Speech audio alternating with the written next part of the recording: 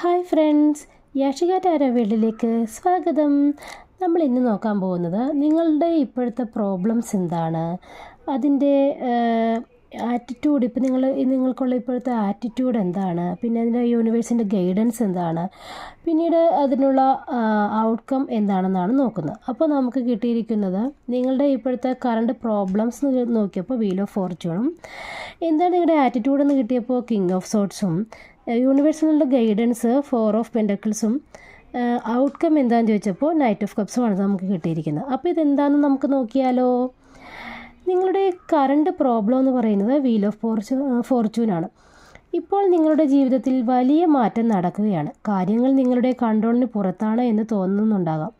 ഒരിക്കൽ ഉയർച്ച, പിന്നീട് ഒരിക്കൽ താഴ്ച, ഇത്തരത്തിൽ ലൈഫ് സൈക്കിൾ നിങ്ങൾ അനുഭവിക്കുന്നുണ്ട് എന്നാണ്. അതാണ് നിങ്ങളുടെ ഇപ്പോഴത്തെ പ്രോബ്ലംസ് എന്ന് പറയുന്നത്. എന്തുകൊണ്ടാണ് നിങ്ങളുടെ ലൈഫിൽ ഇങ്ങനെ ഉയർച്ച താഴ്ചകൾ ഉണ്ടാകുന്നത്, അല്ലെങ്കിൽ നന്നായിട്ട് എന്തെങ്കിലും കാര്യങ്ങൾ പോയിക്കൊണ്ടിരുന്ന് പെട്ടെന്ന് തകിടം മറിഞ്ഞ് അത് മോശമാകുന്നു എന്നൊക്കെയുള്ളതാണ് നിങ്ങളുടെ ഇപ്പോഴത്തെ പ്രോബ്ലം.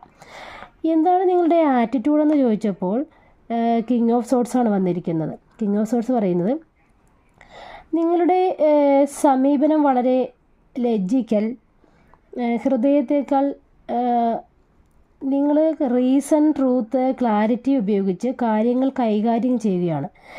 നിങ്ങൾക്ക് ശരിയും തെറ്റും തിരിച്ചറിയാനുള്ള കഴിവുകളുണ്ടെന്നാണ് ഉള്ളതാണ് നിങ്ങളുടെ ഒരു ആറ്റിറ്റ്യൂഡ് എന്ന് പറയുന്നത്. അതായത് നിങ്ങൾ ഹൃദയത്തിൽ വെച്ചൊന്നും നോക്കാതെ നിങ്ങൾക്ക് കിട്ടുന്ന ക്ലാരിറ്റി, നിങ്ങളുടെ സത്യസന്ധത, ഇതെല്ലാം എന്താണ് റീസൺ എന്നുള്ള രീതിയിലാണ് നിങ്ങൾ പോയിക്കൊണ്ടിരിക്കുന്നത്. അതാണ് നിങ്ങളുടെ ആറ്റിറ്റ്യൂഡ് എന്ന് പറയുന്നത്.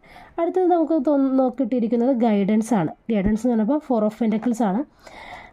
നിങ്ങൾക്ക് സ്റ്റെബിലിറ്റി, സെക്യൂരിറ്റിയും കിട്ടും. പക്ഷേ ചെറിയൊരു നിയന്ത്രണം, പേടി, നഷ്ടം എന്നിവയൊക്കെ ഒഴിവാക്കണം. അങ്ങനെയാണെങ്കിൽ നിങ്ങൾക്ക് ബാലൻസ് കണ്ടെത്തി നിങ്ങൾക്കൊരു ലോങ് ടേം സ്റ്റെബിലിറ്റി കിട്ടും. അതാണ് ഗൈഡൻസ്. നിങ്ങളുടെ പേടിയും ഭയവും പിന്നെ എന്താ പറയുക, കൺട്രോളിങ്ങും എല്ലാം മാറ്റണമെന്നാണ് ഗൈഡൻസ് പറയുന്നത്.